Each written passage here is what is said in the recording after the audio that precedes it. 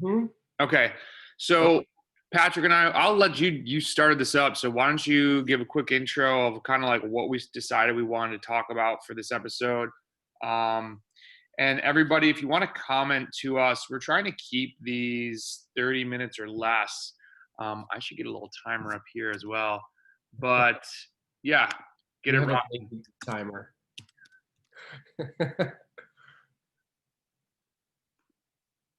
And we're timing. Start. So what are we talking about today? Oh, I need the doc. You know what we're talking I about. mean, really, what we're going over is like when you train one thing, odds are that another thing is probably going to be different. It's a scale, and it's going to be different.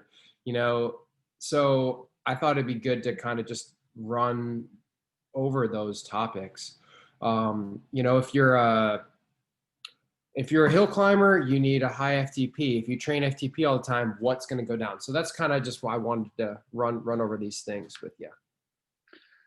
And I think that's great because I think it really, when you start thinking about training, and I've tried to have more of these conversations with people when we first start laying out their program, so many people don't understand why is it important to have your A events selected and planned, because that dictates what you train and that dictates what you're trying to get better at. And you're not going to get better at everything. And while I don't think every athlete needs to have A races, you know, if you're a Cat 3 and you're trying to get to Cat 1, yeah, maybe racing at 95% for most of your races is a better plan than putting all the eggs in one basket.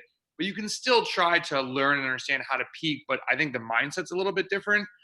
But the biggest thing is, you know, if you're going to a race where Fort McClellan road race and you have a 5-minute climb where, like, based on the course, a lot of stuff is going down there and you're training over and over for this climb, and you have a 40K TT the next weekend, you're not going to be most likely at your best for a 40K TT the next weekend. Like, you can't do both. And we'll get into that. How do you decide what to do? And sometimes that's the thing about cycling. You can't do everything. Without being verbose, I got in a conversation yesterday with somebody about the cadence drills that you were talking about in Fast Ad Friday and how quickly they'd noticed an improvement in their natural pedaling style. And I said, man, it's something that I want to do more of. You can't do everything. Like, You can't do everything all at once. you can't be doing intervals and training and every single freaking day. It just doesn't. Your mind would explode. A robot could do it, but maybe I'm just not robotic. I mean, yeah, there's like the physiological aspect of, you know, you work on in one way, other things will suffer, but then the mental side of it too. Like if you're just burying yourself in one thing, you're going to burn out. Or if you're trying to do 50 things, you're not going to do 50 things well. You can only do a couple things well at a time. And that's the whole block training. Like, what are we yeah. focusing on this block? So between VO2Max, you know, and then you flip back and forth. Go ahead. Should we go over the terms just one time? Very quickly, because that's something I think people can Google. We want to make sure that we hit all levels. But if you don't know what these terms are, definitely read beyond what we tell you today just to get a better sense. But why don't you rip through them? Yeah, so Pmax is basically your one full revolution of the crank, how much your max wattage would be. FRC is like your anaerobic capacity. It's the amount of work you can do over threshold. You can spell that a couple different ways, but basically it's like 30 seconds to 1 minute all out. That's like your FRC. You can deplete that, you know, it's 100%. Modeled VO2Max is, when we're talking about that, we're talking about in WKO5, based on your CP curve, PD curve, it's gonna take a few different inflection points using what your anaerobic capacity is and what your threshold capacity is and what your 3 to 6 minute range is, and then it's gonna give you a modeled power. It's pretty accurate. Here's an interesting thing, because someone will call us out on this. VO2Max is not a wattage. There's a max aerobic power, but VO2Max is a physiological state where it's, I forget what the exact definition of how much oxygen you uptake. this is actually a Cat 4 question they have coming up that a guy on Trainer Road jumped in and had a really good like explanation of it. But you know, if you want to go way too simple, but let's just do it because that's what we were all trading on. VO2Max is 120% FTP. Like that's what everybody said for the past however long. And then everyone's like, dude, that's not right. So you'll read 105 to 120. Just understand it goes much deeper, and that's a great thing for you to Google. Hit FTP. It's yeah, or even to like not dumb it down or simplify it further, but just it's. Yeah. If you're not doing that, you're not VO2Max. Yeah, and if you can hold it longer than 6 minutes, it's also not really VO2Max. I don't know. What about 8 minutes? They say. Oh, or 10 minutes or 12 minutes. It's complicated. Moving on. We got 25 minutes left. Yeah, mFTP is your modeled aerobic steady state maximum. Stamina would be your capacity to ride a high percentage of your mFTP out past about 75, 90 minutes.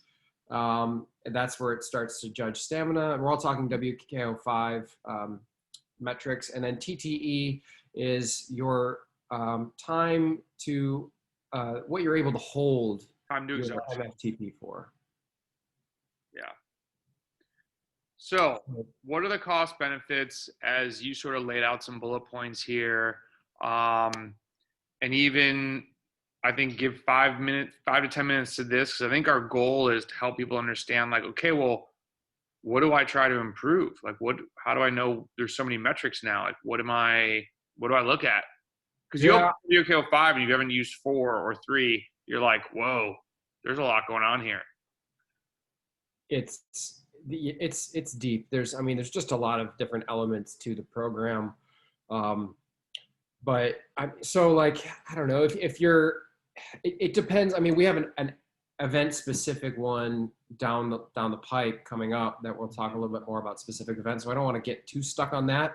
But Sure. So if you train Pmax and FRC and you're really focused on like someone who's really concerned about this would be like a track sprinter or, not even a crit racer necessarily. I mean, that matters, but it's complicated. But if you're trying to really, really build your FRC and Pmax, you're going to become stronger and stronger anaerobically. Like football players have somebody who's like very, very explosive, very anaerobic. They're going to be training FRC Pmax. But if you do that enough, your body just starts running hot. You're gonna have a reduced threshold. So like that's going to be the cost if you spend a whole season on Pmax and FRC. Like that might be race winning power in a crit, but if you're redlining 5-6 minutes into a crit because you don't have enough aerobic strength, then what's the value there? Mm-hmm. The next one is, and I don't have it pulled up on my phone. Oh yeah, so like VO2Max. If you crush VO2Max like endlessly, your aerobic power will go up. Like if you're working really, really diligently at VO2Max, but if you're doing that, you have to do a lot of it for it to really, really work for you to see physiological change, and it has to be pretty condensed, and it's really hard. So like the mental side of that is if you're not executing these intervals well, you're just getting tired. You're not really seeing a fitness change. So let's make sure though, it doesn't have to be a lot. The dosing has to be intense, but you don't have to do 6 weeks of it. You can.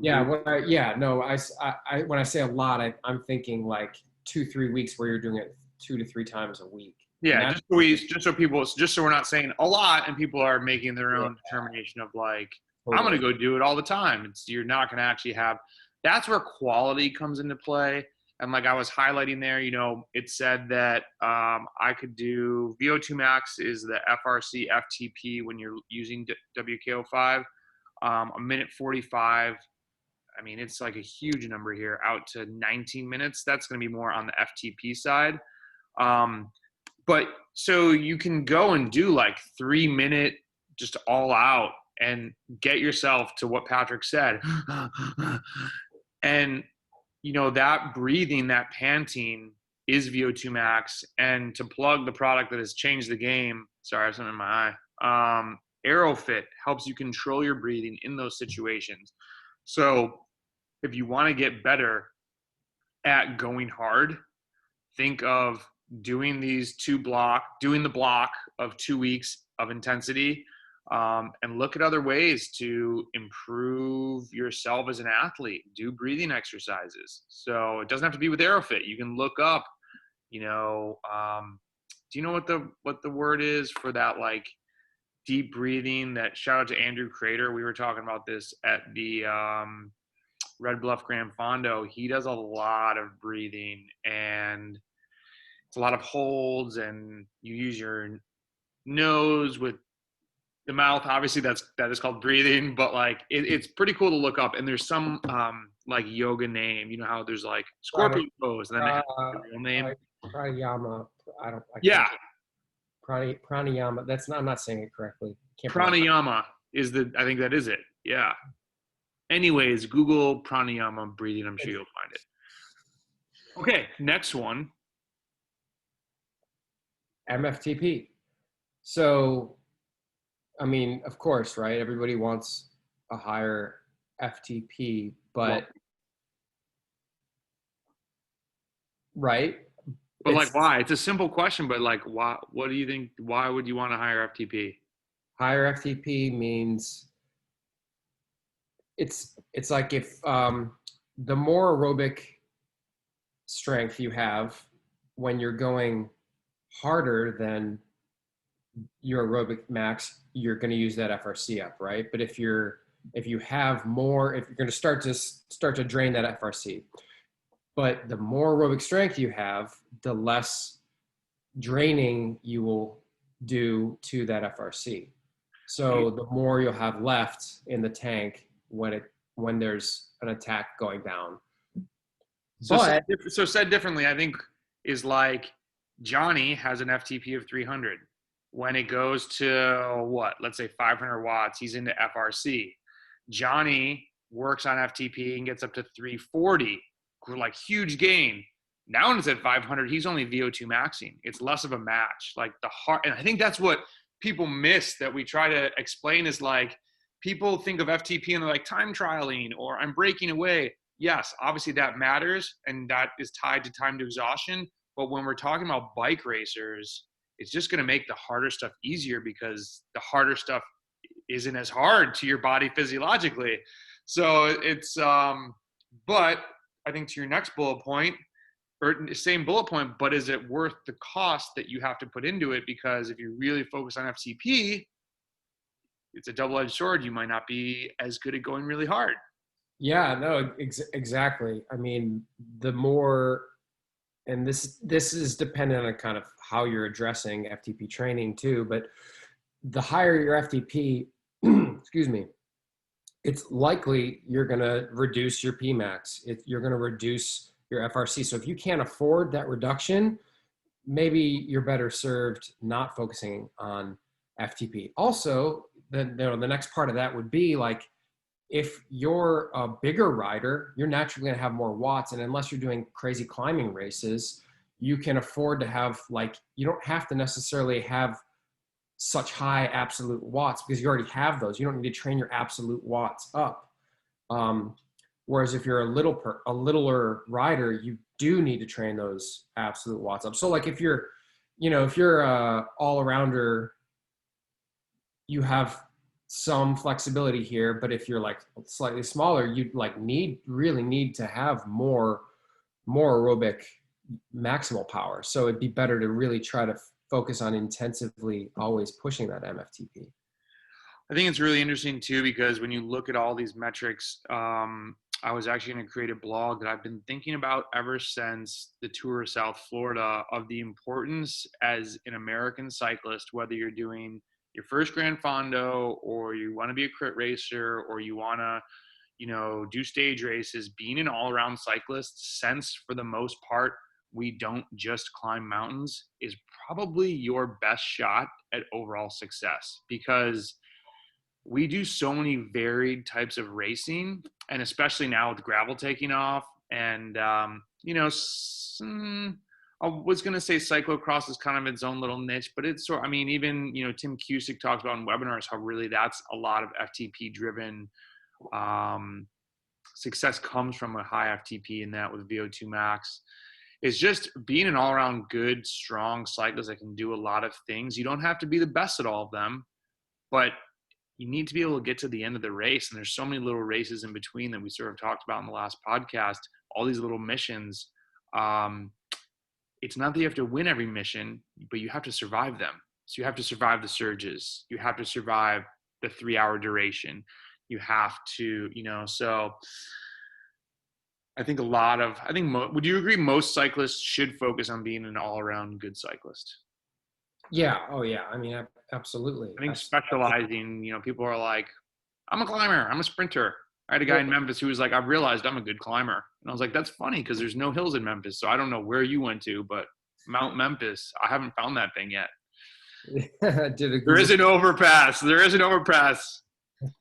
So. Yeah. I mean, it really depends on the person. It depends on where in the country you ride. It depends on a lot of different things. I mean, it really should be pretty individualized. Time, let's go. Stamina. So stamina, like probably,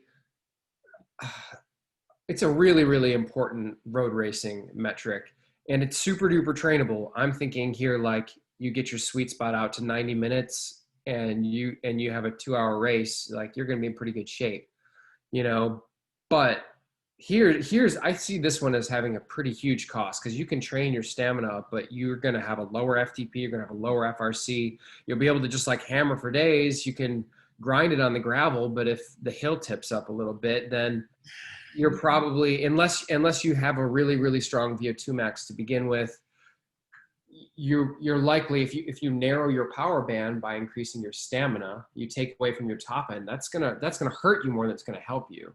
And I've watched all the webinars on stamina, and stamina is like the metric that everybody passes over. And if you look through the forums, people are like, how are people using stamina to get better? Actually, I think real life applications, if you're looking to cut any one of these out, because you're like, there's so many things to improve on, stamina is the one I would you can watch the metric and see what happens as the other things train. But personally, I hope people know I'm always 100 with you. But I don't even look at stamina. Couldn't tell you what my stamina is. It's good. You're strong for long duration. Yes. But so the last thing I'll say about stamina, if you have a 7 watt per kilogram, and I'm just throwing a very large number out, for 10 minutes, you could probably afford to work on stamina because you have such a crazy amount of aerobic power. So then you can afford to maybe not have, if you have such a high VO2 max, you can afford to not have as high of a threshold, and you can afford to not have as high of an FRC. That's all I'll add about stamina. Okay. What's the time to exhaustion? Time to exhaustion. I think just this mostly depends on the athlete. For me, like if you have races where you have to stay on the gas for 45, there's going to be stretches where you have to be on the gas for more than 45 minutes, like pretty much full gas, making sure you have that hour time to exhaustion, that you can hold your modeled threshold for an hour, is going to be super duper helpful. But if you're a beginner racer, or you're doing 10K Zwift sprint races, I'm getting a little too specific here, but then you don't need that long stamina. You need more raw watts. So you should be trying to make that 35-minute TTE taller, not pushing it out. So like manipulating TTE can go two ways. I mean, that's a pretty specific metric to what you're focusing on. And I think a super fun thing that people can do is, they can't see that.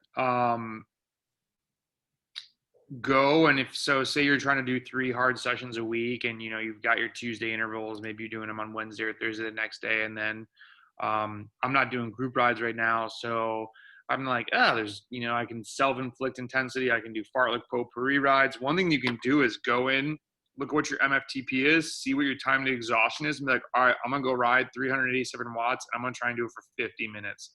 Or I'm going to try and do 395 watts for 45 minutes. Like, go take these two numbers and go beat them. You're going to be motivated because, I mean, shoot, who doesn't want to come back and see the computer algorithm change and be better than it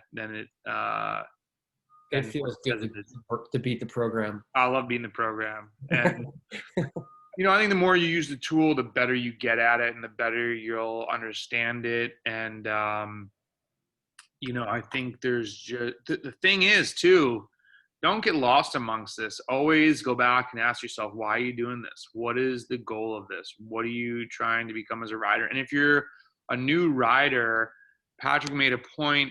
It's actually one that we're going to talk to in one of the next episodes. You're going to, from your continual cycling, because you're going to adopt the mindset that consistency is king, and you will continue to make gains as a consistent cyclist. You're going to maybe work on Pmax and FRC. And yeah, your mFTP might also go up because you're just riding more. These conversations of when the balance comes more into play when you're more of a seasoned cyclist and you're really getting those extra few percentage points of improvement, that's when you see it more. So if you go out and you start training, you're like, wait, what are you guys talking about? I'm getting better at everything. Enjoy that time, because that time will unfortunately come to an end at some point. That's not a plateau. That's just, you're kind of hitting the natural increase that you can get as a new cyclist. But that time is phenomenal when you're just setting PRs every week. You're getting faster. You feel like you can just crush every ride.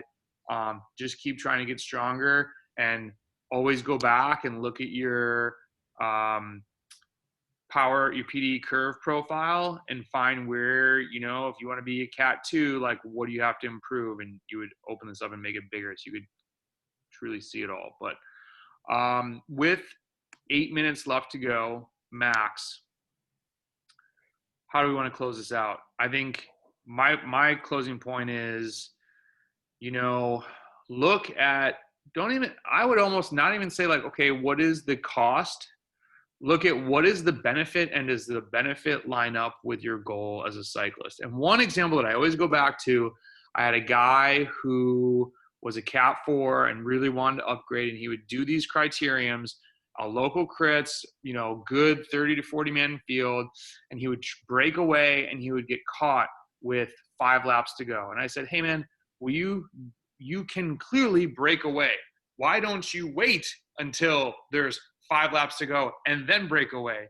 And he did it once and won, and then he would come back and he would do it again. And he was trying to ride these like a time trialist when really he's an FRC guy that can blow the brakes off people, and he can't stay away for a really long time, but he can stay away for long enough. And he's like, well, dude, I want to win a race like you want to race. You used to solo off the front. And I'm like, but I'm an FTP guy. I'm a time trialist. I can't do what you do in my field. So like, my benefit was train more FTP, get better at being able to, create some break and then just hammer it more than the group goes. His was increase the FRC, but use it at the right time. So what is your benefit and how are you using it to yourself at racing? It doesn't have to be a race. What's the event? What's the group ride? How do you lose? How can you increase something to make yourself lose less? So that's my soapbox of cost benefit. I like it. I just have to say to the last point we were talking about, just how if you're still kind of a beginner in some way, it makes me think like Cat 3 days. Those were the days, because you're just like improving so fast. If you're working hard, if you're consistently working and you're a beginner, you're going to just improve, and you're like, why did that get better? It doesn't make sense. But wrapping it up really quick. Yeah. And then I got to tell you a story. You need to then I'll make this quick. You need to just think about what you can afford. If you're dead set on being good at a certain thing, you need to just realize that it's going to affect something else. And you need to ask yourself, can I afford to give that up and still be the type of rider I want to be? Yeah. So my thing is, you posted the other day, when you were Cat 3, we were just getting to know each other, right? Yeah, maybe like a couple rides. That was like right when you started coaching me. It's like halfway through Cat 3. But I didn't coach you at Catskills. No, Uh-uh. I coached you when you moved to Tennessee. You were still coached by Hillemeyer then. Oh, so okay, true. Because so here's the story. You posted the picture where we're talking Cat 3. If you follow Patrick on Facebook, he just posted the memory of his Cat 3 win at Tour of Catskills, which is a brutal race. Okay, this guy wins the overalls at Cat 3. He's in the yellow jersey. Phenomenal win. Like, I remember when that was the first race when I was a Cat 3 that I went there, and I was like, oh, when you leave like your town, this sport gets very difficult. So I was doing the 1-2 race. Bike Reg is there. Robin Carpenter's there. I forget who else. That race, I would come in like 40th, 50th. And Airport Road is the last day, and Devil's Kitchen. And it is just like, I get dropped like 2/3 of the way through. I ride with like the other people that get dropped, and just like really brutal. I come back, I'm just like, oh, so just like you get your teeth kicked in. You're totally exhausted. And I saw you in the yellow jersey, and Dave was so pumped. And in my head, for like the split second, I was super sour. And I was like, whatever, dude, Cat 3. And then I was just like, oh, you.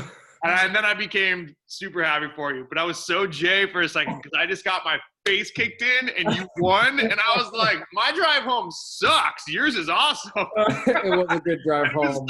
And dude, it made me feel so, in retrospect, at that time, I don't think it made me feel as bad as it did years later down the road in my head, because you are the first person to be so happy when we win, even because you understand the sport as a team sport, and that whichever one of us crosses the line first, we win as a squad. And we weren't teammates yet. So I was just like, whatever, Cat 3. You've never told me that. I have told you that?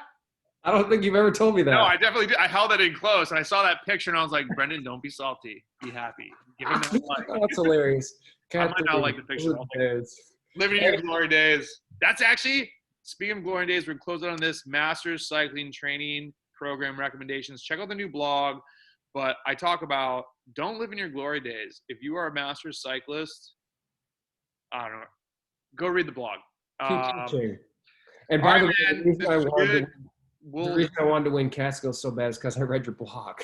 I read that post. I remember reading that post. Always be blogging for life. I'm gonna get that tat right here like Tupac. All right, well, we're gonna close this out early. Thanks for watching. Hit us up, Patrick at Evoke Bike, Brendan at Evoke Bike. Share the content, and also, if you guys like this content, help us out. This is super easy. I'm gonna put this on the blogs now. If you shop on Amazon, click on this button and just buy whatever you buy. It doesn't charge you anything. We have an Amazon affiliate account. We literally get some pennies, but it helps us pay for the website. The website's getting more traffic, so we have to pay for more blah, blah, blah, all the stuff. We greatly appreciate it. And share this with one of your friends. We'll talk to you later. Bye. See you, dude. See ya. Thanks, guys. Bye. Bye.